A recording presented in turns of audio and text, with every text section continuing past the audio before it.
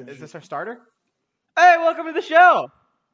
Hey, we're going. Suddenly, I think this is our running theme: is that we're just absolutely terrible at starting it. Yeah. I mean, dude, it fits. It's like starting a chainsaw. You never have a good one. Right. It always gets going eventually. It's just mad at you the whole time. It'll get there. Yeah. Hey, I have a We'll joke start for you guys. Oh, you Wait. do? Yeah. 3 Germans walk into a bar. Oh boy. Okay, what happened? Think about it. Bar. B-A-R. 3 Germans. Oh. Oh, there we go. There it is. Machine gun line. There it is. Yep. I mean, I'm too dead set on the origins of that joke, where it's like that's just World how War it II. is. Yeah. Yep, there it is. I mean, Well, there's maybe War World War One. bar. I mean, Yeah, it came towards into the end. service really late in the war, though. Yeah, All right. that bar's a fun. That was an interesting weapon. It's Dude, in Battlefield 1 and Battlefield 5. It's a solidly designed weapon, though. Like it took a Yeah. long time for it to go out of service and was actually used in some militaries up until like the 60s and 70s. And there are people Yeah. that are trying to like refit it and like change it because they want to keep using it. It's just so goddamn heavy. If it ain't broke, don't fix it. Yeah. So I think Browning actually still kind of implements some of the design of it into like one of their semi-automatic absolutely. rifles. I think. Don't quote me on that though. I can They follow can up and downsize. find out That's next probably week. great. Yeah, do that. All right. But yeah, so we're going to start with a little bit of admin stuff because that's ever interesting. But I think this will be like actually interesting to know. It'll help explain why we do some of the things that we do. So I'm going to make sure that I'm actually running a timer this week so that way we don't ramble on for 15, 20 minutes getting off topic, exploring every little nook and cranny of Alice in Wonderworld or some shit like that. But we do tend to ramble a little bit, and maybe running a timer will help be a little bit Just more so we're concise. aware of it. It's not going to be hard and fast, like I'm not going to be like, oh, it's 10 minutes and 0.01 seconds. I'm stopping you. But like if it starts getting like the 12, 15, 20 minutes, like, yeah, I'm going to say something. I'd be like, we've been talking about this for 37 minutes. We should jump topics. Exactly. But it's just basically 5-10 minute segments. We'll have our intro, our 3 topics, and then our conclusion. Try and aim for both about 10 minutes. Don't really want it to be too much more than an hour because who wants to listen to us talk for that long? I mean, who wants to listen to us talk for an hour? Talk for that long. No. And I can imagine this is already a pain to edit. Don't want to make it any longer. It's not. I don't do anything. I just cut the ends off of it and put it out there. Oh. You shouldn't have said that. Trying to help you out there.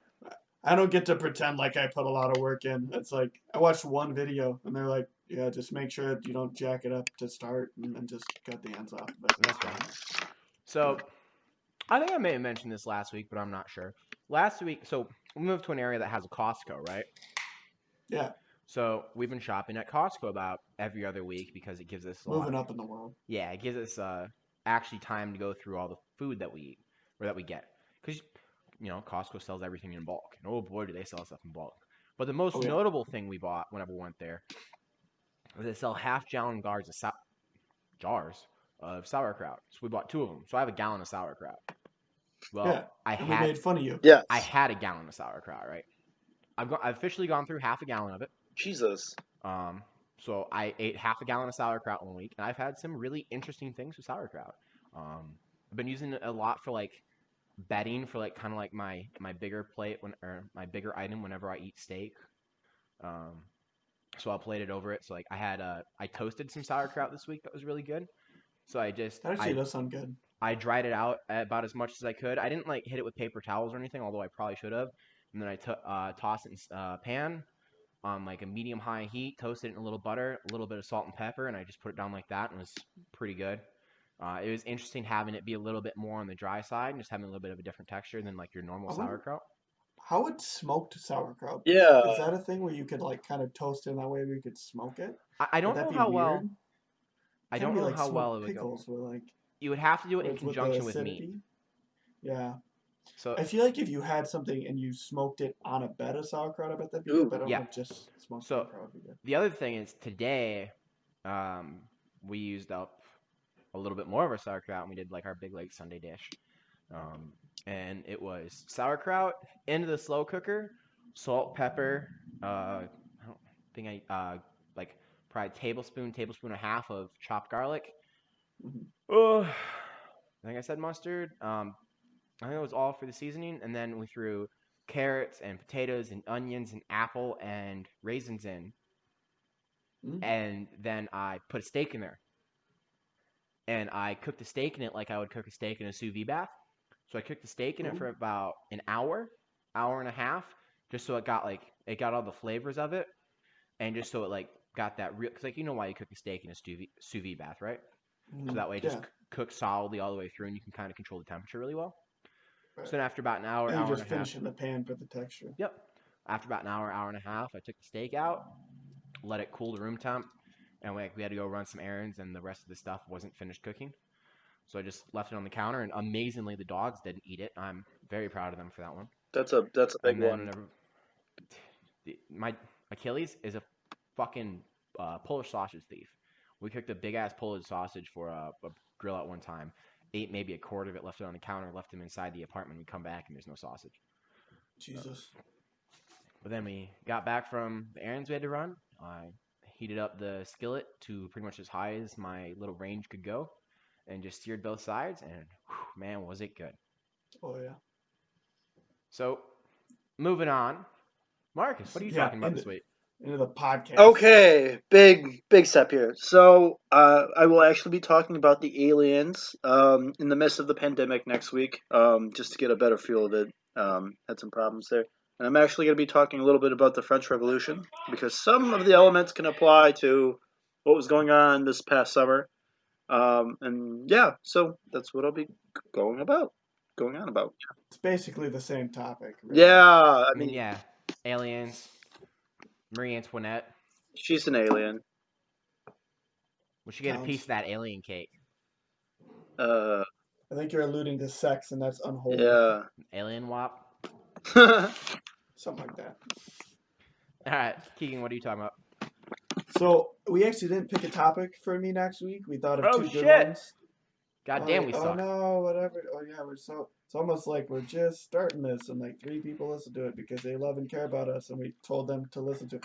Either way, we're talking about books, and not necessarily any book in particular, but just reading books because you guys both are reading books, and I haven't been, and now I am, and I'm very excited to just be reading again. Who's the nerd So I now? want to talk about that. I'm the only one with a degree in like biochemistry because Yeah, but who I don't reads know. more books? Yeah. You guys do. Yeah, obviously. So, I don't know where you're going with I that. don't know. Hey Max, what are you talking? What are you talking about today? Well, I guess I'm supposed to be talking about myself, which is really funny because I can just ramble for like 10, 15 minutes on almost any topic that you bring up, except myself. So I actually had to Yeah. like sit down and write out about what I'm going to talk about today so I can actually go over some things. But, I'm glad I got to. I'm glad we got to make you do that. but It's I've been doing applications for stuff, and it's a similar experience, but the reflection is nice. self reflection is a very important learned skill. On that note, hey Marcus, I have so many questions. I have no what's up with that French Revolution thing. Isn't that thing's crazy? So you should tell us about it. Okay. All right. Hey, fair warning. Hey, one thing before you go. I am gonna preface this. I went to the Packer game, or went to my friend's house to watch the Packer game, and was like, hey, I'm gonna have like one beer and be like, let's just hang out, and it's gonna be great. But then they're like, we're gonna take a shot every time the Packers score, and I go, okay, fine. So I have a beer and a shot, and then I go back and we do my homework and record this podcast. It's gonna be great. But no, the Packers had the most productive half of the season and scored like 4 touchdowns. So fair warning, I'm a little loose on this podcast here. So Gas. Oh, and I always am. So, oh yeah, but it's just like I was like, this is gonna be fine, and it was not fine. I was gonna work on a paper. I didn't work on the paper. Just hang out. So Marcus, on that note, you should tell us about that French Revolution. Yeah. Double gadget guillotine. Yes. Okay. Wow. Okay. So I'm just gonna give you a brief rundown. I'm not gonna get too far into it, but during the summers of 1787 and 1788, um, France. Wow, holy shit, was in a bit of a crisis due to poor harvesting because of droughts and a lack of rain. So this caused, Isn't that the same as a yeah. drought? Well, I'm just explaining more because to the two people who Okay. are listening. We gotta know what a drought is now. Yes. Okay. So, Right. anyways, there is not enough food going around, and in the midst of this, the government, aka like Louis XVI, decides to start stockpiling grain. So obviously, if you have like Paris is a their population is roughly about 600,000 right now, and if you only have 5% who are actually like um, like the who are like wealthy. Let's just say it's about 5%, and everyone else is like a tradesman or poor. They can't afford um, to buy grain, especially like if it's being stockpiled. So the prices of But by right now, do you mean in 1786? Or like 1787. right now, Well, like 1787. Okay, so okay. um, damn it. So this causes a bunch of civil unrest. Um, in 1789, the Estates General meets. They're locked out. The Estates General is like the bourgeoisie class, so it's like the wealthy, like lawyers and stuff like that. But they're not part of the clergy, so they have no connections to the church. They're not part of the nobility, so like they aren't. They don't own like. I mean, like they own land, but they don't own like big chunks of land, and they don't have like title to it. So they kind of like break off, and they are trying to originally they're trying to get rid of the king, and then they decide that hey, we can keep him for a while. We're gonna switch over to a constitutional monarchy, but that doesn't go well. Um, Throughout this time, there are crowd gatherings in tens of thousands constantly. There are like events such as the storming of the Bastille, which is an attempt to get ammo and firearms from the Bastille prison slash fortress, which is only having about 9 prisoners at the time. Vive la Revolution! Yeah. So Vive la France! You had 9 people in there. yeah, at that time it was kind of stupid. Jesus. Um, and then food shortages are going on, so people are rioting and trying to um, storm these food gatherings for the grain and bread. All right. So all this is occurring basically, and like all this backlash is occurring not because basically um, because of political change, but the lack of food and the need for food. So the the third estate, which is like the bourgeoisie, this is give me one sec here. God damn it. This is Maximilian Almost taken. Robespierre. They're trying to egg on Okay. the working class, the majority of people, to basically act for them by like staging these riots and stuff like that, or you want to call it a riot, whatever. Meanwhile, they're just kind of chilling, saying words, stuff like that. Um, wow, it's really loud in my house. So They're not the Inconsiderate ones though that fucks. are going out fighting though. They're just like telling other people like, yeah, hey, you should be mad about this. You should go poke. You should go, yeah, yeah, go steal those guns. yes, they're What are you doing? What? Hey, buddy, what are you doing? I'm just gonna sit up yep. here. You go steal those guns. I'll be Yep, here. exactly. And then meanwhile, they're trying to reform the government so that they obtain more power. Um, there are a series of massacres, such as the September massacres, after King Louis is beheaded after he tries to flee to Austria, I believe. And then later on, Marie Antoinette, his wife, is executed. I want to say it's not quite a year, but it's almost like a year after. Um, So the French Revolution is continuing on, or revolutions. The government is changing drastically.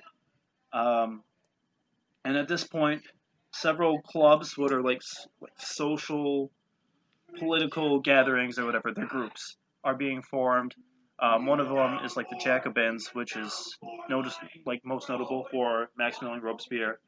They change the calendars and the years and stuff like that. They take power, and they're very at this point of history, they're very far left. So they're trying to bestow rights to people, but really they're not. They're just trying to they're basically trying to help themselves, and they're using the working class people as their tools. And the only reason why these people are actually participating in these events is because they're hungry and they want food, which they don't have. So in the end, basically, the French Revolution is fueled um, not by. I mean, of course, it's fueled by political change and the third estate, who are these wealthy lawyers and stuff like that. But it's fueled for the need of food and bread and the basic needs to survive, and that these people who are egging on the working class, they're very separated and they're living a very luxurious life, and the people who are working for just to survive, more than half their wages are going towards just bread, and bread is the staple of the French diet. They're carrying out these acts Mm. for them, and in the end, the French bourgeoisie, such as Maximilien Robespierre, are put on trial for these systematic reforms and stuff like that, and their oppression towards the general populace.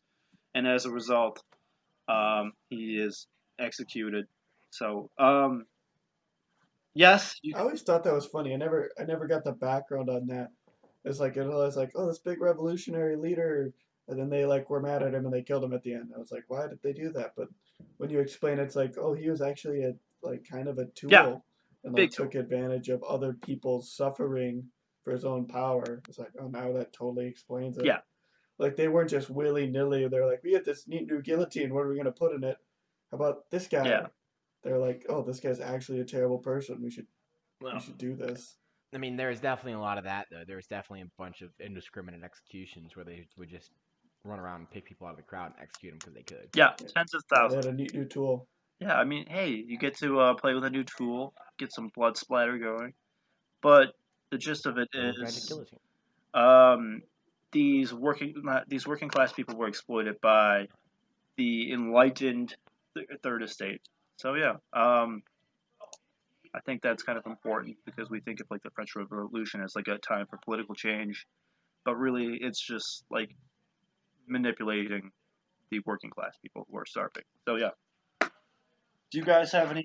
That kind of reminds me of Oh, go on, go on. that reminds me of a meme.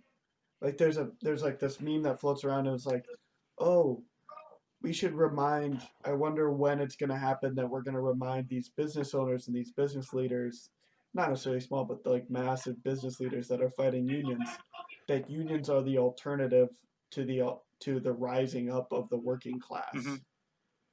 Like the unionization of people allows us to get rights and secure wages and benefits in a meaningful way that doesn't involve us like storming the castle and being like, why are you defending this guy? And all the guards are like, we're not unionized either. And then they join it, and then we Yeah, invade this, and then at the time they chop the guy's head off. yeah, Like, is that not? Yeah, reminds me of that meme. yeah, and Just kind of a brutal meme, really. yeah, I mean, Yeah. the best memes are brutal. So, Yeah. uh, So how does that relate to common times? common times. Okay, so depends on how you want to look at it. So, what I argued in my class was that this is related to what's going on now because um, certain members of our community are demanding political change and stuff like that. And after the death of George Floyd and stuff like that, people lost their minds. And I mean, I guess That's fair. yeah, that's rightfully fair. Yeah, It's a I fair. understand. No, I was gonna say it's a fair statement. Yeah, I don't know if the reaction was fair, but it was a fair statement. yeah. People lost their minds. Well, anyways, there's a bunch of politicians who are trying to take advantage of that, of these people who are who feel like they're systematically repressed. Holy shit. They're riding the wave of a different thing in an attempt to rise to Yeah, power. exactly.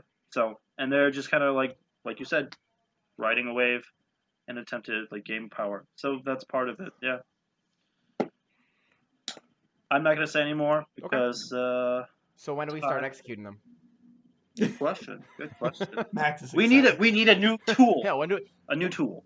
when do we First. bring out the a new tool? Yeah, a new tool. We can get some an explosive guillotin. I feel like So there's a lot of woodworking for like a single event. Yeah. Those ideas you could go into it. The concept is there. Explosive guillotine, flat panel, det cord, pressure sensor. You can make it so just boom, right on, pull the cord, it goes down, no more person. It reloads itself. It jumps back That's up. awesome. The That's awesome. Hell yeah. Decapitation at a cyclic rate. But I don't know if that applies to this exact moment. I think the riding the wave, politicians riding the wave, and then people are gonna be like, why were you so on that? And then bring them back down. Like, you just rode that wave because you're trying to rise to power. That's not a good thing. Well, but I don't know if we have that social pressure that famine was putting on that country. Like, I don't know if a viral pandemic that we have a deep understanding of, and we're still learning a lot about it every day, and we're still trying to learn. I'm not saying we have a deep understanding of this pandemic and this virus, but we have a deep understanding of how pandemics work. Yeah. We know, like, as a society, we know how to get rid of this. It's social distancing and it's masks. But people are just mad at those two things. Because, okay, back to the point. Yeah. But I don't know if that social pressure of the virus is equivalent to the social pressure of the famine. Oh no, like it's not necessarily that, but like it's still kind of there, I guess. I would say like it more has to do with like people also like not being able to do anything for months and being pissed off or like upset, which I guess is related to the COVID. Well, no, and I think it's an apt conclusion because we're not at the point where people are going out in the street and using explosive guillotines yet.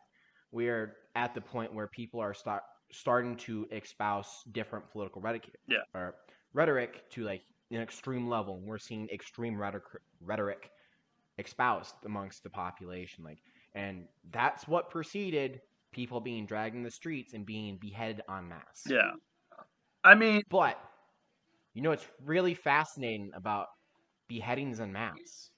Marcus read that in a book. You know who hasn't been reading? You're gonna put me on the spot like that? You're just gonna... Yeah. That's your transition? That's my, hey, we've been going on too long. That's fair. So, like, I grew up... My dad's an English literature, teacher. He's highly educated. He loves reading. But it's like, I grew up with this deep love of reading. And I feel like a lot of people did. And it's like, I loved reading my entire career. Up until I was like 19 years old, I read constantly, and it was amazing. I read all these books. I read like a book a week, book every 2 weeks or so, and I read really dense books. I read fun books. I had a list of my favorite books a mile long. And I went to college, and they're like, you have to read now. You have to read these textbooks. I just stopped. I just cold stopped reading. Like like my senior year of high school, I read a bunch of books for a class. And kind of was like, well, this is a lot. I wish I could read my own books instead of reading these crazy books. And I just stopped reading books for like 4 years. Wow. Like, I had books around all the time, but I just never touched them. And then we talked about it last week, and you guys were like actively reading books.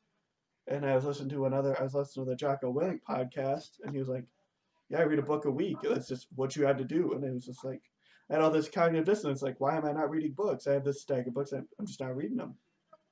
So I just freaking put my phone down and started reading them, and my life improved just a little bit. And I'm like, now I want to read books. Now I have 2 books up there. I'm going to throw my phone in a bag and leave in a different room when I go to bed tonight. And I'm just, like, I'm so happy that I've, like, in my soul, I want to read books again. It makes but there's so much to unpack there, because it's like, I'm excited now to read books, which is great, but why did I stop? What killed that will to read? So I have a theory. And why? I mean, what books do I want to read now? Because I don't want to read these dense books I've been starting. I want to read fun books. I have these. Now I'm reading. I'm reading a like a comedy. I'm reading a play. I've never read a play before. But after a 4-year reading hiatus, I'm reading a play. Wait, you've never read a play? Like what? But like I've read a play in Yeah, high school. okay. Like I read Hamlet or whatever. But after 4 years, it's an interesting pick to go. I'm going to read a play now. So I have a theory. And to be fair, it's a comedy, so it's funny, but it's still a play. So I went through a very similar thing. I was my mom's has a master's in creative writing.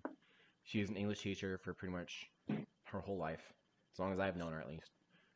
Um, I read constantly. Your Like, whole life. yes, my whole life up until I was like 14, 15. The only place I watched TV was at my dad's.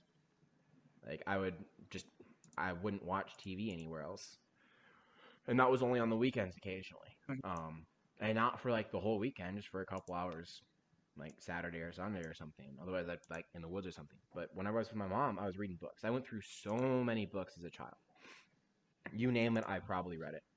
Like I loved reading. I would go through a book like in like 3 or 4 days, and whenever I Yeah. sit down and do it, I can still read a book in like 2 days. But I got to the end of high school and the start of college, and all of a sudden, I just completely stopped reading.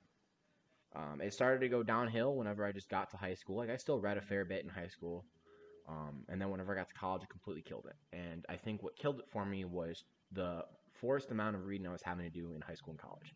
I know college for sure. Yeah. College completely killed my will to want to read whenever you're given a main textbook and a supplementary textbook for 2 out of your 4 classes, and you're expected to read through the entirety of the supplemental textbook and about half to 3 quarters of the main textbook for homework, like through over the course of the semester. You get done with that, and you don't want to read anymore. And I know you're Mm-hmm. not a liberal arts major, but I can only You imagine read that. plenty. Yeah, and I can only imagine that makes it worse because it's not like you're not reading, but you're sitting there and you're having to like read like hard like biology and chemistry textbooks, and that has to be the driest fucking thing Oh on the face of the God. planet. Yeah, you can dress it up all you want. When you're reading about concentrations, So it's like you can only read about it so long. and then you get there and it's like, well, my work for the day, because like you're not working, but college is kind of your job. My Mm-hmm. work is to read this, interpret it, and make like complex under like conclusions from this stuff and come up with good responses for this week's homework. And Write papers and presentations and by the time you're done, you're just like, I don't want to fucking read. I don't want to touch a book. So you go, you turn on YouTube, you turn on Netflix, you pull up a game or something because go you play want rugby. you, exactly Hmm. go drink. You want to get out of that environment, but specifically like other forms of media, like YouTube and like TV. It's easy. You don't have to think about it. There's not a lot to sit there and interpret. Like you definitely can. There's a lot of different ways you can interpret stuff. Then you can start analyzing better TV as more of art. Like there's like definitely things you can read into in like Game of Thrones where you start looking at Oh yeah, shots and characters and music and stuff. But but you it's stop already pre-processed. exactly, and you stop wanting to read. You don't feel that need, and then after you start to pull out of those years where you're not studying 10 hours a week, 15 hours a week or more, probably more in your case, where you're not reading 100, like I had a point in college where I was reading 100 150 pages a week for homework, and it's like that's a fair amount of reading. Like, it's not Yeah, Jocko, it's not reading a book a week, but he's also, to be fair, Jocko's not a Yeah. human, what else really. does he But have to do? Like he yeah, wakes up at 4:30, PTs, then he goes like makes fucking breakfast for his kids, then he goes and does jujitsu, and then he might record a podcast.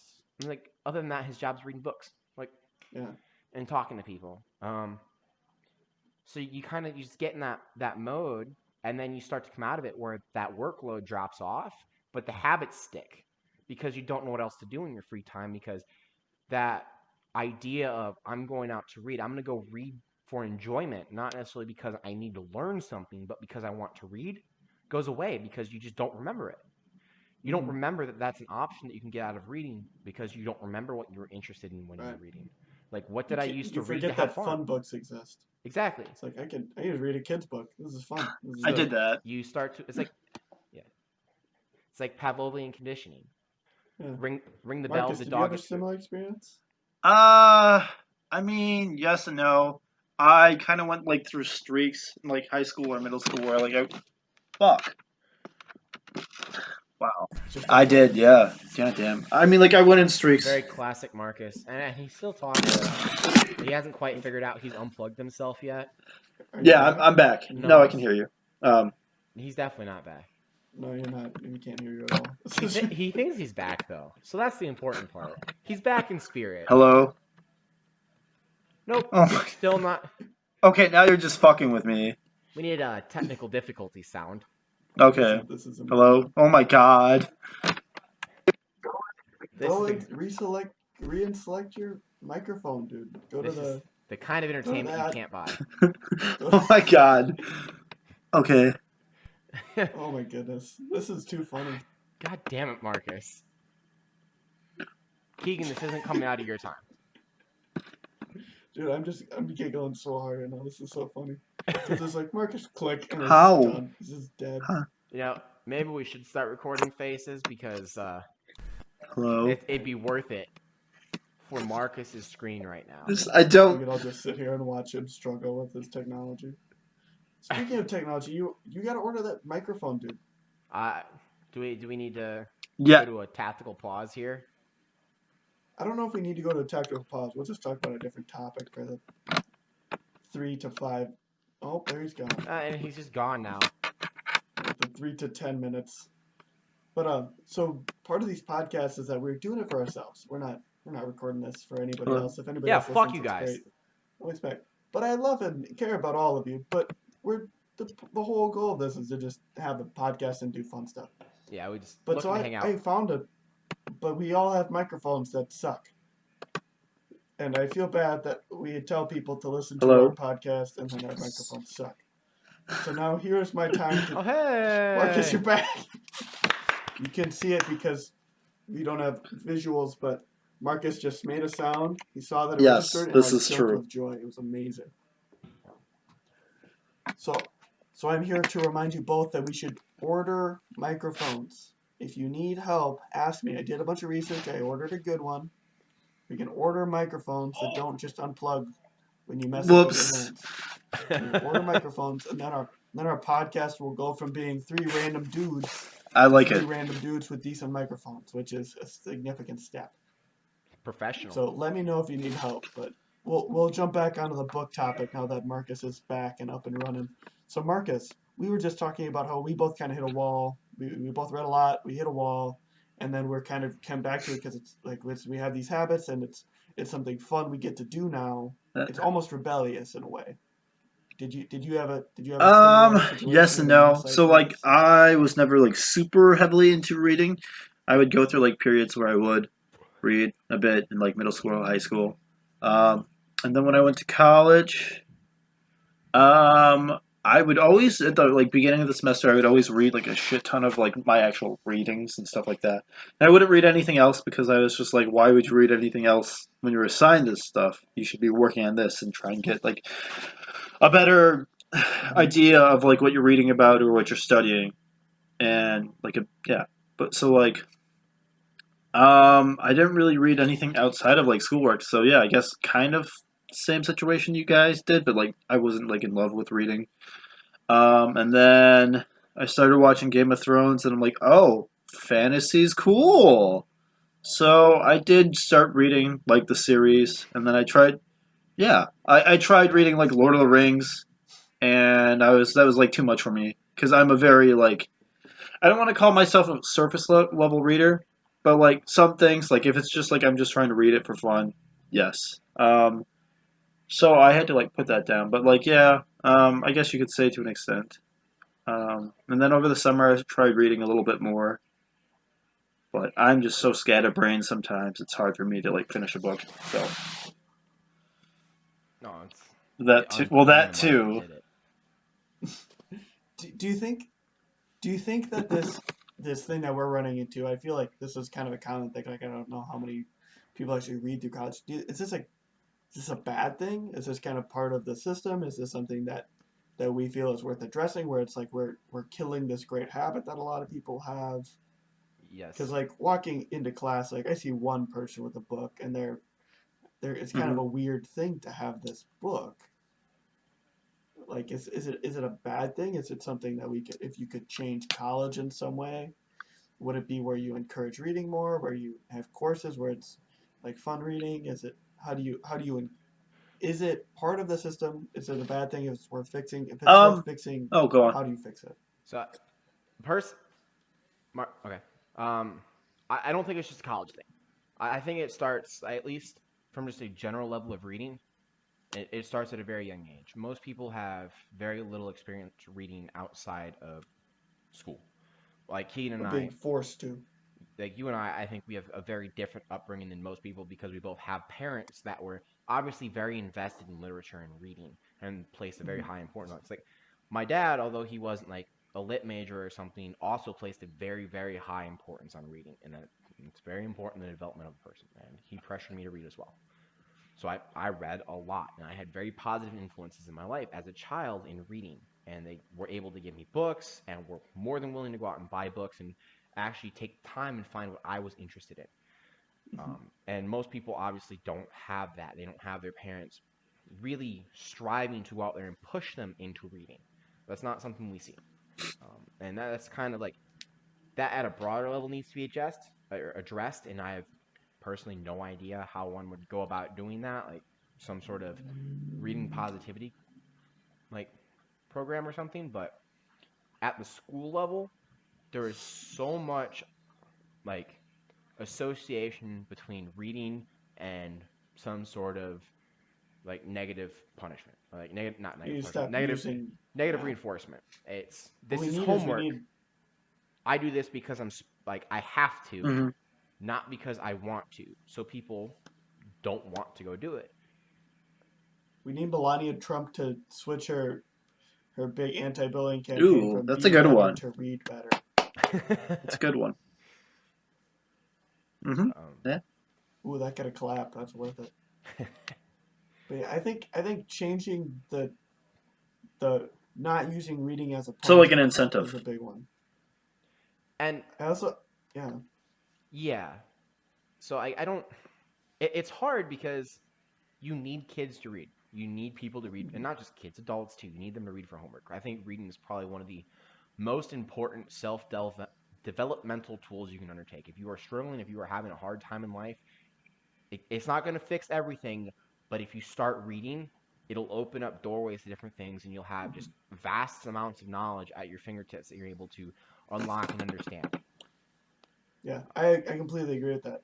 There's two kinds of things you need to know. There's how to solve problems that you don't know how to know, and then there's that base information. And if you Yep. read more, you build that base to the point that you have a Well, stronger base, and you can make bigger jumps. and I get a lot of comments walking around just my daily life. It was just like, dude, you know so much just random shit. And it's like, I Yeah. do. I know stuff. There's absolutely no reason I should know. Who built Mount Rushmore, or who was the sculptor for Mount Rushmore? See, I don't know that. Can't be perfect. Oh, got some border ones. No, no one is. I come as close Uh, as That's possible. one of the fun ones, but didn't Um, pan out. but I largely attribute it to like reading and reading whenever I was younger and just I didn't care what I read. I just wanted to read and just develop just okay. read more. I just liked reading. Um. Okay, so I have a question for you. So, like, obviously, like when you're reading, you're invested in like your Hmm. whatever you're reading because it takes a lot of brain power. Do you apply that to like other things? Because like for me, I don't watch like a lot of normal TV anymore. I watch more like things with like I watch more like history things. So like I really don't watch YouTube. I don't watch. I mean, like I don't watch like Netflix. I don't watch a lot of like movies now. Like I watch a lot of YouTube just because like there's so much like so many people out there who produce and make videos on like things I'm interested in history. And yeah, so like On it's not like I'm expeditions. just sitting down to watch it. Like I do try and like stay somewhat engaged so I can learn something. But like for me, it's just like a Hmm. But do you watch it with the no, intensity not that you quite. read a I book? mean, I do. I mean, like I don't know. Like to Okay, me, not like quite. Is that the question though? Like, is when you like if I sit down to read a book, No. does that demand the same amount of attention as other things that I do in my life, other hobbies, other whether that be watching TV or Okay. whatever else I enjoy? Say I went fishing. Was that kind Yeah. of the direction of this question? No, Do not you read not every book the necessarily. same? I don't. I can tell you right now that like a fucking cheap dime novel western, I'm not going to read with the same intensity as extreme ownership, and Okay. I'm actually Yeah. going to No, try to that's take fair. away lessons Because from it. like, Right. I'll Or go on. even like, Like if I'm reading something for homework, I'm going to pay more attention and read it more analytically and actually analyze every word as I read it, as opposed to just reading it to get the Okay. plot and the story and have fun. And it's it's a the same. very fair point because, but you don't watch Yeah. all TV the same. You don't watch news No, the same as you watch a documentary, the same as you watch New Girl. Like watch that. there's different shows. Oh yeah. My girlfriend's been watching the life out of New Girl. My dad's on it now too. He loves garbage TV, which is kind of a funny topic too, because well he reads these amazingly dense books. He read Frankenstein. Just sat down, just Mhm. read it because he wanted to see if it was decent. And he's like the first like 90%, the first 2/3 he says really boring, like violently boring. Like he reads books. That's his whole thing. Like he's an English literature teacher and he was like, "This is rough, even for me. This is I read a lot of books, but this one sucks." But then he's like, "The end is amazing. The last third, fantastic, but the first 2/3, rough." But he loves watching terrible television, and like I think there's value in little kids' books. Like when you read, like my favorite book of all time is Phantom Tollbooth, The Phantom Tollbooth, and it's a kid's book. It's a sixth grade reading level. That's fair. I haven't had like I'm working on an advanced degree in biotechnology, and my favorite That's book is a sixth grade reading level. But I think there's value in that. I think when you read things in a different way, I think demands different amounts of attention yeah. and you get different things out of it because that's what you're seeking out of it. Like if I read Heart of Darkness, which is also one of my other favorite books, it's It's fantastic, fantastic. but it's brutal to read. Like Yeah, it's like was it 130 yeah. pages? It's No, just a it's not little tiny long, book, but it's just like getting and punched in the face every you 5 pages. every one of those pages. It's Man, so that because it's so oh my there's so much so everything about that book is rough. yeah. But it's a great book. But kind of back to what Marcus was talking about. I like whenever I watch like I've kind of pushed out recently, like in the past couple Mhm. months or so, really pushed out most just mindless content. Like I don't like I've been working pretty long hours, and I've been Mhm. trying to put much more of an emphasis on focusing on real life as opposed to on video games or necessarily television, and trying to get away from staring at a screen. But it's Trying to not be so more much. efficient. Yeah, it's not so much in like a really explicit effort. I'm I don't after I get home from work, I don't care. Like I get up at 4:30 Monday through Friday and like 7 or 8 unless I'm fucking trash the night before on the weekends. And by the time I get home from work at like 4, 5, 6 o'clock in the afternoon, I I want to cook dinner, spend time with my wife, spend time with my dogs, and go to bed. I don't want to just watch whatever mindless bullshit's being put out on TV anymore. I don't have Netflix anymore. I canceled that. We have Disney Plus solely for The Yes. Mandalorian on Friday nights. I think Which is that's the only. great. Oh, it's fantastic, dude. Mandalorian is fantastic. Dude, they That's actually a like different. the fucking Jedi they had on there Ahsoka swinging those red Tano. lightsabers like It's so fun. pew pew. Oh Don't man, that's ruin it. I fucking haven't watched amazing. it yet. I'm excited. But It's a like, different topic entirely. but But yeah, but you're cutting out mindless garbage. I just I just don't care. Like I find myself I'd rather I come home and it's like I have this book I'm really interested in that I want to read, or I can spend 30 minutes trying to find something to watch on Hulu or YouTube for Does half an hour. Mm, And I'd rather just pick up the book.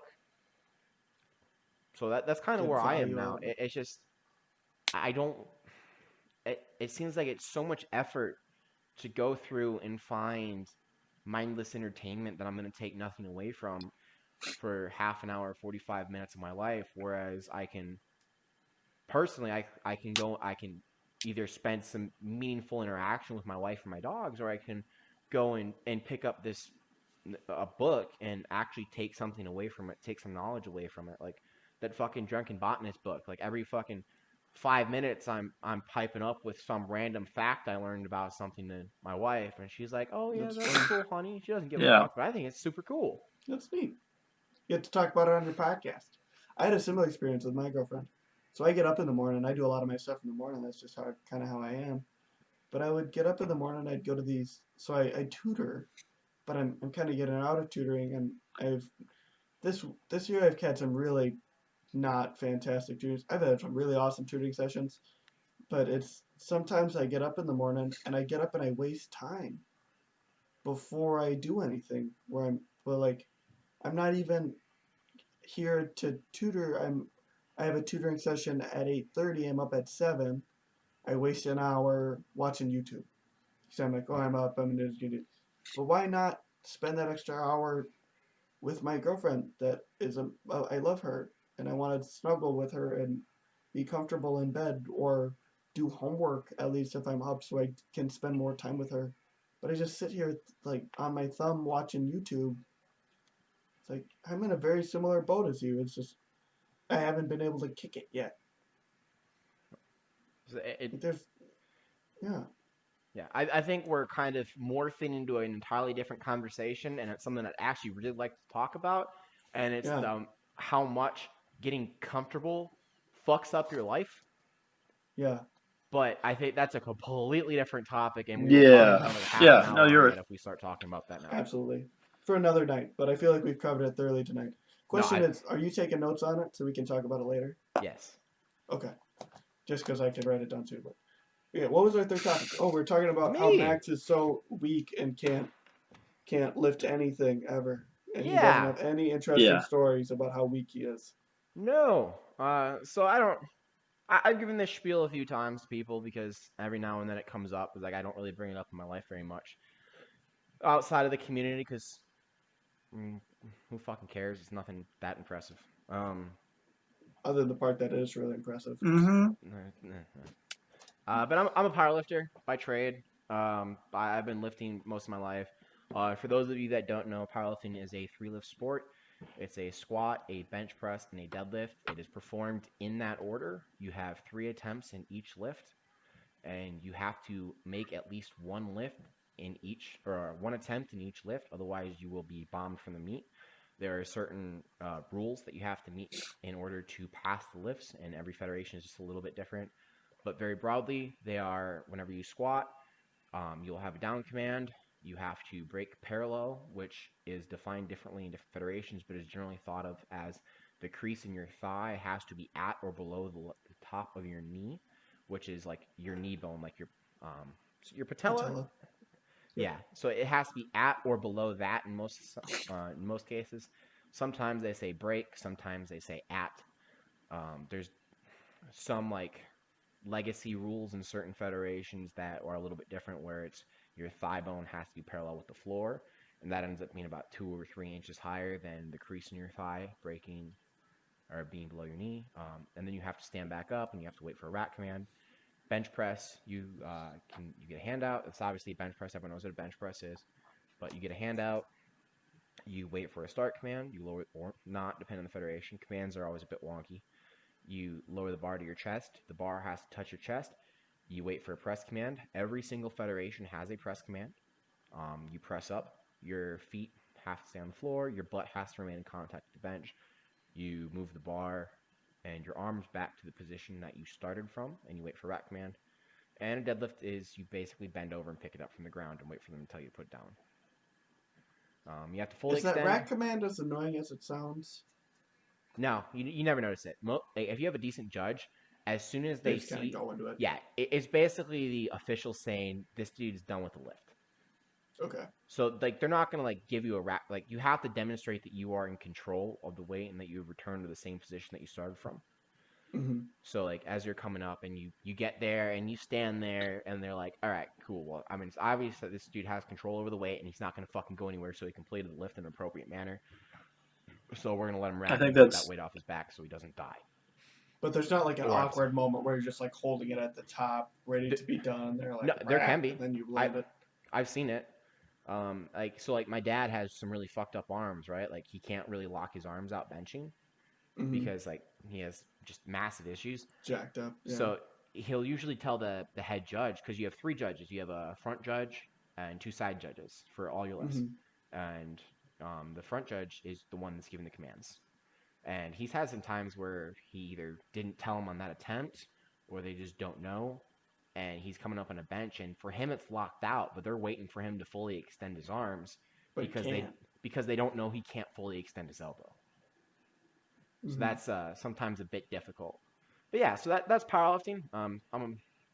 I've been around it my whole life. Like I said, my dad was a powerlifter. He's been around it since the late 70s, early 80s. He started powerlifting in college after getting his neck broken wrestling. That was one of the things that kind of connected. No, I did not know that. Jesus Christ. Well, Yeah. That's a story for another time. But back to how I got started. The first meet that I ever attended, I was in the crowd, was 2 months before I was born. I don't remember what meet it was. I don't remember from my parents telling me, not because I had consciousness 2 months before I was born, which I did not. You sure about that? So a real man does it. Remember, time you're in there.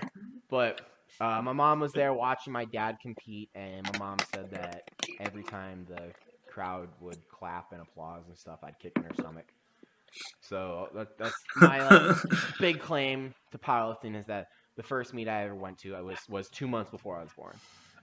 After that, I've just been around it my whole fucking life. I remember being 5, 6 years old, running around the powerlifting meets my dad was taking me to around the state whenever I was helping him out, and help him roll up knee wraps and just keep his gear organized. And as I got older, I just helped him more and more. Like, my dad's had weights in the basement forever, and that obviously gradually morphed into a little bit more than that. But so I just been around it my whole life. Obviously going to have a little bit more of a passing interest in it whenever you're just that familiar with it. I beat my brother in a bench press competition whenever I was 6 and he was 19. He came home from his first year at college talking mad shit to my dad about how he was starting to work out and he was going to the gym at Minnesota, and like how he was benching so much. And my dad's just kind of an asshole, and he's like, cool, I bet if we compare it by body weight, I bet your little brother can bench more than you. And my brother's a little spit fuck. I mean, he's like about my height, like 140 pounds. I'm about 5'8", 5'9". 5'8", 5'9". And yeah, 69 inches. And so we went into the basement, and like my brother like put up something like 150, 160, like about 140. And then my dad, I go, and at like a whopping 60 pounds, I bench like 100 pounds. So so you like, yeah, I know, I fucking smoked him. Jesus. Well, yeah, and so like there's those little stories from being young. But I think the first time I actually lifted in a meet, I was 12. It was at the local school, PJ Jacobs. My dad was putting on a meet as a fundraiser, because I think I might have been part of the junior high powerlifting club. Hold on one or sec. like weightlifting club for a while. Yeah, what's up? And I was coming in after school. I got a question. What's up? We were Yeah, sure. just kind of chilling, but we needed some more Yeah, equipment. sure. And I think my dad just wanted to Sorry. tell me, or Oh, are you in a Zoom? Oh, no, you're good. Okay, did you see that, so you knew that Taysom Hill lost his eligibility at tight end, right? No, Yeah. I've been like locked out of my fantasy. Oh, okay, I was gonna have you go vote, because Braden used Taysom Hill at tight end this week when we all got an update that Taysom Hill lost his eligibility at tight end. Okay. So I'm gonna switch his points out with Noah Font, who got 1.2 because he was an actual tight end and he only had a tight end that Braden had on his team. Okay. So I put a vote out there. I just want to know your opinion. Yeah, I would be down for that. That's cool. Yeah, because I don't think you should be allowed to play Yeah. a person that's not tight end. No, Sorry for interrupting. No, you're good. Don't worry about it. Nationally known, with all the really stupid shit like the high repetition overhead and front squats. Yeah, the high repetition stuff kills me, but the lifting dumb stuff is really entertaining. Oh yeah, That was like with rugby, we would come out and lift stones and flip tires and swing hammers and do the battle ropes and battle chains. And so this is well before that. My dad wrote an article way back in the day called like $50 workout or something, and it was about using $50 and basically making a small home gym out of it. And That's where the drag sled, the 250-pound duct tape sandbags, and the sledgehammer came from.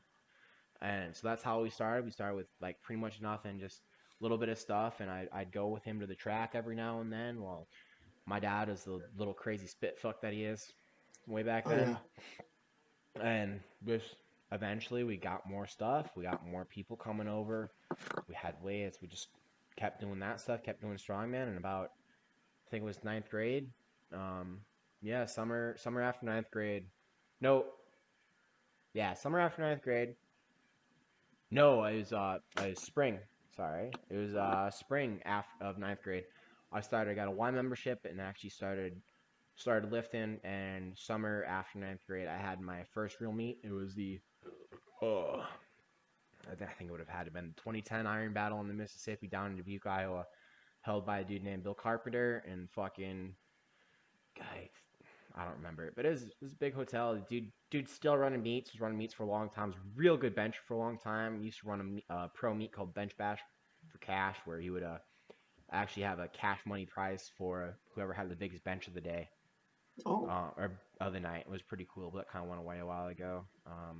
That was the first meet I did. That was way back then, or first full power meet I did. I can't remember anything I lifted. Actually, my Gmail picture is actually still the one in that ugly ass singlet. You lifted? That was from that meet. First one. That was from that meet.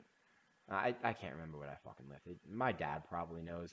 I'm sure we still have the scorecard somewhere or something, but I don't know. Shortly after that, I started going to APF Nationals. I did all right, and then I got invited to Worlds, and I went to my first WPC Worlds in 2012.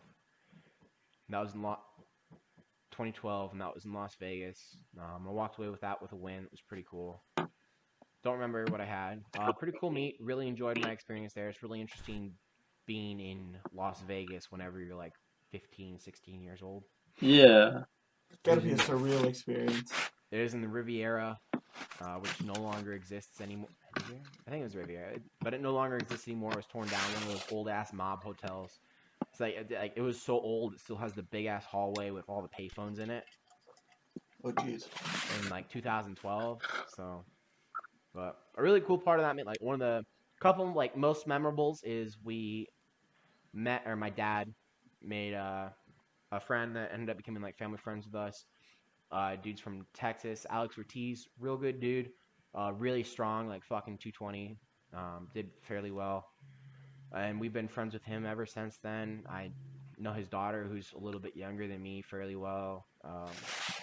We see him pretty much every time we go to like a national, like an APF Nationals or WPC Worlds or something. They're really cool. And then, do you know who? Oh man, I can't remember his name.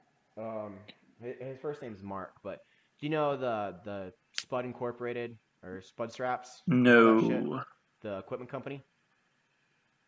They make a lot of I'm not immediately familiar. strap-based equipment and stuff, and they're the ones that I think actually have the bow tie marketed and stuff to them. Yeah, no, he's a family friend of ours, and he's from South Carolina, which is where I spent like the first like 6 months of my life. And like, so my dad's pretty good friends with him, but my dad ended up lifting at the same time as me in Vegas, and at least for squats. And he asked him if he could come handle me for my first 3 attempts of squat in a world competition, and he handled it for all of them. He did my knee wraps and set my straps in my suit and handled and like called my attempts and stuff. And nice. so Mark Bartley, that's his name, Mark Bartley. So the other cool thing about that is he was one of the first dudes to squat 1,200 pounds. So it's like a bunch. He solid dude, great fucking dude. We've had dinner with him a few times since then at different meets and stuff. That was my first meet, or my first world level meet. Real memorable. Obviously, because I have so many fucking stories from it. We spent about a week in Vegas, I think, just going different places, doing different stuff. But I think probably one of the more memorable ones I had was when we went to Prague. Not that one, but the Worlds after that, which we got an invite to as well. was in Prague in the Czech Republic at the time, because it's Czechia now. But we got to somehow manage to make the money to go over there and lift in Prague. And there's a lot of good memories exploring castles and shit from over there. Met a lot of Castles are neat. yeah, a lot of foreign lifters. I got a pepper thrown at me What? out of a 5-story building Oh, by a friend. Yeah, I was just walking around outside out front of the hotel, and all of a sudden there's this, like, 3 foot behind me, there's just this fucking splat. And a pepper's just exploded behind me. Like a bell pepper? Yeah. Just hanging Yeah. out? Yeah. It was a big bell pepper, dude, too. It was like the dude, like, later said that, like, it was like a Jesus. fucking, like, 8-inch across bell pepper. He said it was, like, the biggest bell pepper he'd ever seen. And they just bought it for no reason, and they had to find Because it something was to do with it. big. Yeah, and they had to find something to do with it. That was a fun meet. I don't remember how well it. I think I definitely won that one. I don't remember how. I think I didn't do fairly well in the lifts though, because it was traveling overseas. You're estimated to lose about 10% anytime you have to travel like that. So like, Just the stress of travel. There's Yeah. there's value lost there. especially your first couple. I remember that I missed weight. On the spur of a moment decision, whenever we got over there, tried to go 198 instead of 220, and I think I bitched out about 2 pounds up. Mm. But I dropped from about 214 whenever we were there. Oh shit. Yeah, and I was also like 16, 17, so 16, 17, because that would have been like right after my fucking 17th birthday. So that was senior of high school, 2013. Yeah. It's a cool experience just to go though, even if it doesn't, even if Man. nothing goes right. It was. Just being out there is Oh cool. shit, that's right. They lost our gear. We lost our luggage on the way over. And that we lost all our gear. And we learned a very important lesson from there on of you always check your gear. Or no. You always carry your gear with you. You never check it. Right. It's like you can have a carry-on and that's always your gear. Fuck You everything can get else. away with no underwear. You can buy t-shirts, you can buy shorts, you can buy fucking jackets. You cannot get away with not having your gear. Other than that, I think the first nationals I was in, I took like an American record deadlift. I think it was like 484 at 220 at like 15 years old. Jesus. A couple of years back, 2019, I took a 2018. I took a GPC bench world record. That was like 545 as either 198 or 220 in like the 18 to 19-year-old class or something. I don't know. But my favorite one is, but the last thing I did was in the summer of 2019. Holy shit, that was a while ago. Huh? I totaled 2,000 pounds at 220. Yeah. I remember that one. I remember you training for that one. It was an experience. I was real close to taking a bench record too. I think I benched 565 and the record was like 585. And my third attempt was 605, and I had it in my hands, and I was 2 inches from locking out, and I just couldn't transition with the shirt. And I was just so fucking close. But, shit like that happens. I should have got my gear size better and stuff. Nature of the beast. Yeah. I mean, there's some more bullshit stories in there. There's some real good dudes I've met from it. I've met Ernie France. I've met Eddie Cohn. I've met Dave Hoff. I've lifted on the same platform as Dave Hoff, Eric Willbridge. Some of the coolest moments was meeting Ernie France. I think it's one of the very few people in my life I've met, and I've generally just had amazing respect for. If you don't know who Ernie France is, he's one of the he's the godfather of powerlifting. He's someone who's worth taking the time to go look up. The dude's just impressive as hell, and he's short as shit. He's like fucking like 5'2". He's actually shorter than my dad somehow. It's like fighting, where it's like the height is not always a limiting factor. No. Made some really good friends. Met some cool people. Like dude named Dick Zenzen is probably one of the best people I've ever met. Just see how it is. Absolutely fucking. He's a decent lifter. He's getting up there in old age now. But he's just one of the nicest, most helpful people you've ever met. Like, he bombed out of a meet one time and was just so mad at his gear. He was just walking up to people and fucking giving it to him, going, hey, maybe this will do better for you than it did for me, but I just can't fucking stand it anymore. And he was giving Shit it is cursed. he would drop everything he had on his plate to help you if you asked him for help. He's just one of those kind of dudes, and you find a lot of those types of people in the community. But yeah, so that's kind of cool. Oh, Dick Zenzum was also the one that antagonized the guy to throw a pepper at. Good. So. Oh. Yeah. But yeah, that's kind of my history. Thank you for telling us about that. Yeah. That's cool. Yeah. So do we want to talk about what we want? I think that's a good time. Yeah. I'm excited. Transition off. I'm excited. Yeah, we got good ones for next week. We do. So Marcus is obviously, as he said before, talking about the alien bullshit. Mm-hmm. I'm excited to hear what 2 weeks worth of research does. I did a little bit of research on it as well, and there is value there. You got to dig, but like I think by the time we actually hit it, I think we'll be ready for it. So, but to be more specific on it, it's specifically the United States government had an official release that was like, hey, here's some footage of some unidentified stuff. Good luck, pretty much. But there's videos of it, like you could, but they're not great videos. But we'll dig into that next week. All right. So I'm super excited about mine. I want to talk about the booming popularity of home gyms since the declaration of the pandemic and the quote-unquote iron shortage that we are facing of trying to find plates, barbells, and like kettlebells and dumbbells and stuff.